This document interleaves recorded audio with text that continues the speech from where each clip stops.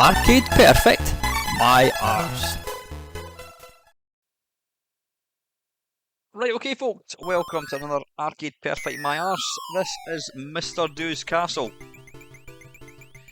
Now, in Japan, this is known as Mr. Do versus the Unicorns, and this is basically it's a spiritual successor to the original Mr. Do.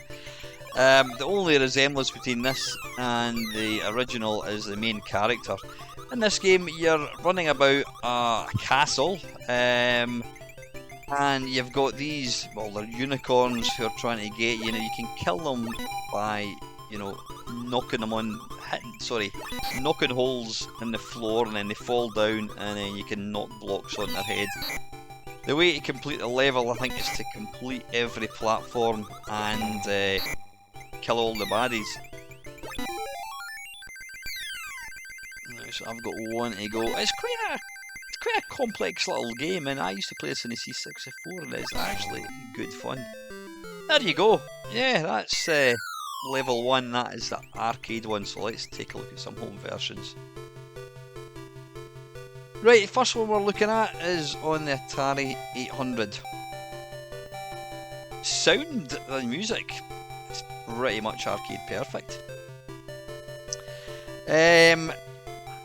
Now, for an Atari 800, considering the Atari 800 has got a really good colour palette, for whatever reason this is extremely kind of pink looking.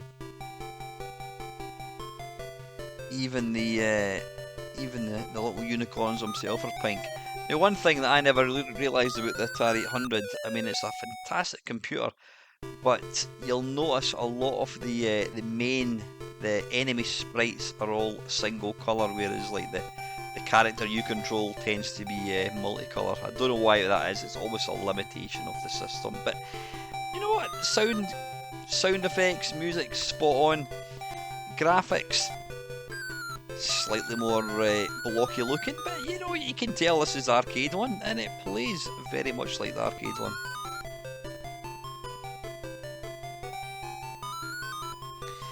As I said earlier on, it's one of these games, it's slightly more complicated than like Load Runner.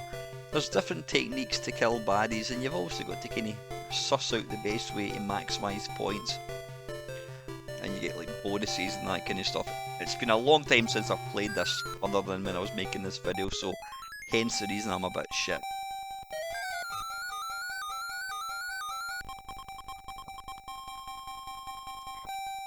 Now, the more times the monsters fall into the holes and then climb back out, they start to speed up. So you don't want to piss them off too much.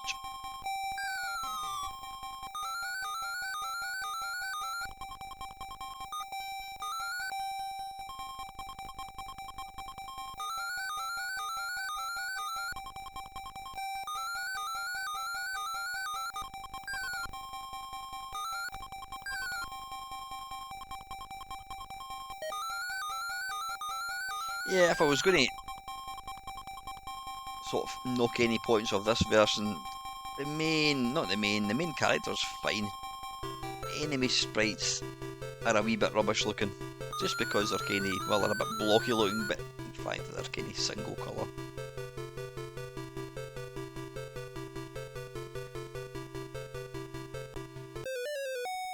And I'm too late. There we go, that's Atari 800. Now, this version is the Atari 5200. Now, I tend not to include, if there's an Atari 800 version of a game, I tend not to bother with Atari 5200, because the Atari 5200 was basically a consoleized version of the 800, and 9 times out of 10, the games are absolutely identical. I don't mean they're similar, I mean they are identical, it's the same game. But this one does look slightly different, not a massive amount. It's got nicer colours, it's not quite as pink looking as the Atari 800 one. It's got kind of nicer background. And the baddies are not pink, they are orange.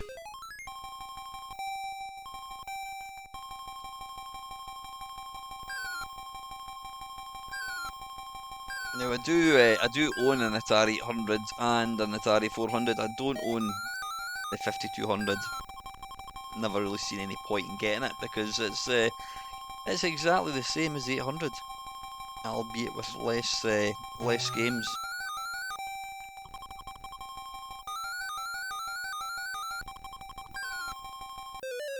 Oh, that was always going to go one way.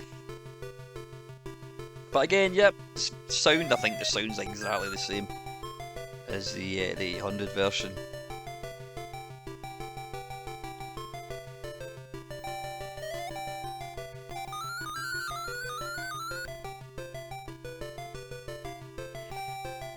But this is a really good little game. I used to play this a lot on the Commodore 64. I was never quite as keen as, I mean, I preferred this to Mr. Do because the original Mr. Do is more like Dig Dug. You know, they're completely different games, this and the original Mr. Do. I prefer this.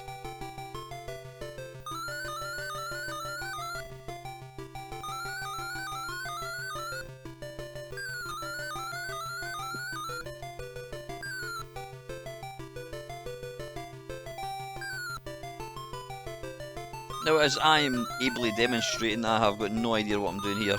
As I said, there's quite a lot of wee nuances and tips and tricks with this game, and it's figuring them out. I mean, you've not played a game for as long as I haven't played this. Yeah, you soon forget what you're trying to do. So that was the Atari 5200. Now on to the version that I played back in the day. This is the Commodore 64 one. Now, right away, you can see a vast improvement. It's got all the backgrounds, it looks and sounds like the arcade. I mean, the sprites aren't single colour, they're all multicoloured. I mean, I played this before I've never played I've played the arcade version through MAME, never played the original arcade cabinet. But this was the game, this was the version that I played back in the day, and I have to say it stood up extremely well.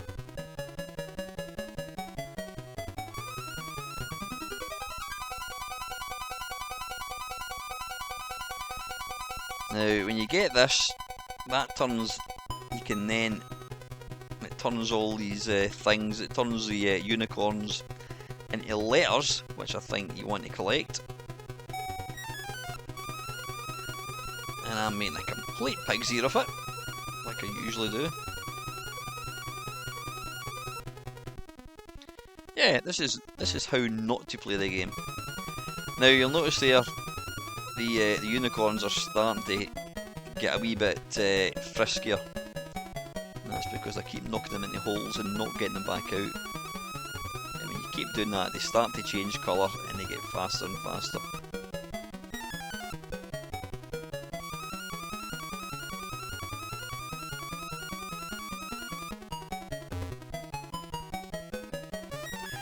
I've just noticed the little dude actually looks, the main kind of character looks not too unlike me with my baseball cap.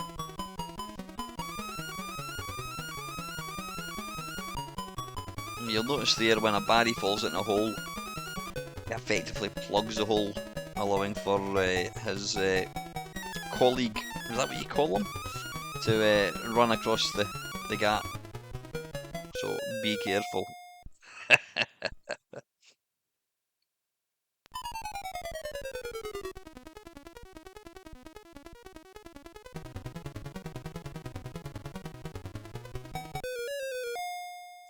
I have absolutely no idea what I was doing there.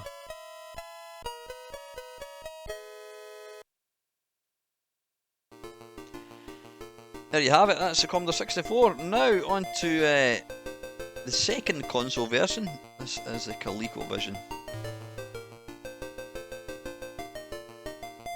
I mean, graphically wise, it looks okay, but the yeah, I think it's obviously got a lesser colour palette. Sorry, a lesser colour palette.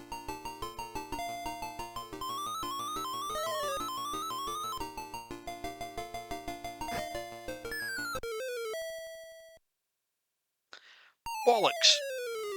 Whoop, don't know what happened there.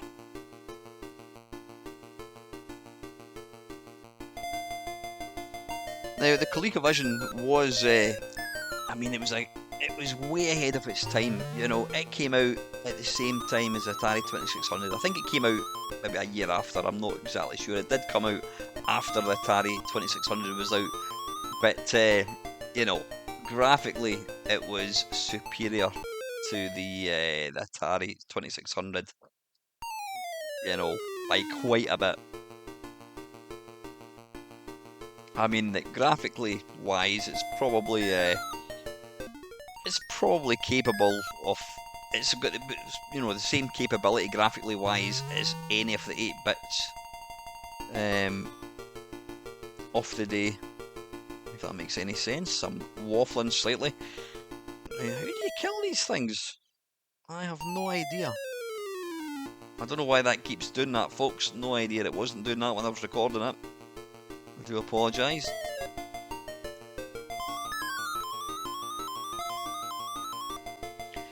If this game was to come out in the Dragon 32, I think this would be what it would look like.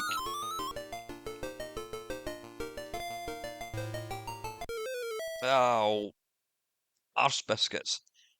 Now that version you'll see there, for some weird reason when you die you fall right to the bottom of the screen. I don't remember it doing that in the arcade, or any other version for that matter.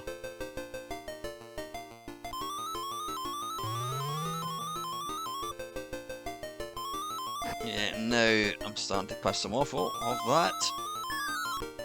Yeah, the sprites in this version,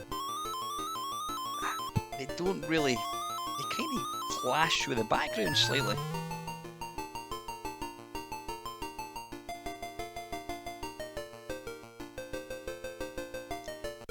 They're getting mega fast. Yeah, that's the Coleco version, and on the final version, this is the MSX. Now, where do we start? This is a weird one. It looks, if, I don't know, Lego was to do Mr. Do's castle, this is kind of what it would look like. Really kind of muted colours. I mean, how many colours are there? About 5 or something? Now, the MSX was a very capable machine. You know, even graphically wise, so I don't know why this looks like it does. I reckon this could have looked a lot nicer. I mean, forgetting the colours for a second, the main character looks more like bloody Super Mario. Quite chunky graphics, quite detailed looking. At least there's no colour clash or anything. But yeah, the colours in this game are just, apart from the C64 one, the colours in virtually every version just look a bit shit. I don't know why.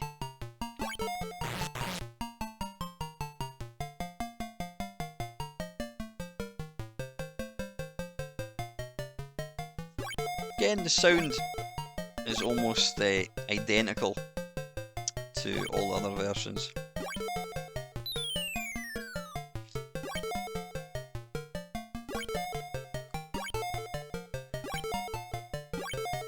This one feels like it's playing a wee bit slower, which is probably not a bad thing. Potentially make it slightly easier. No, that remains to be seen. And this is the only version that I can remember that's got the sort of the bits at either side of the screen.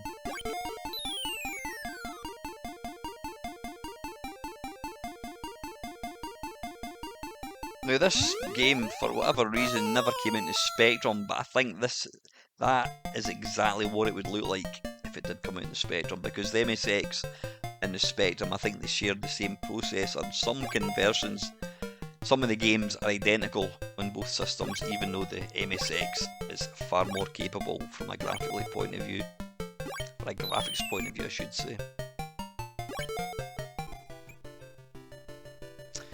Right, that's all. There's not a lot of versions of this game. So where do we start? Right, Atari 800. It looks and sounds pretty much like the arcade. Slightly too pink for my liking. Obviously the main character looks okay. The enemies are a bit, yeah, they're single coloured.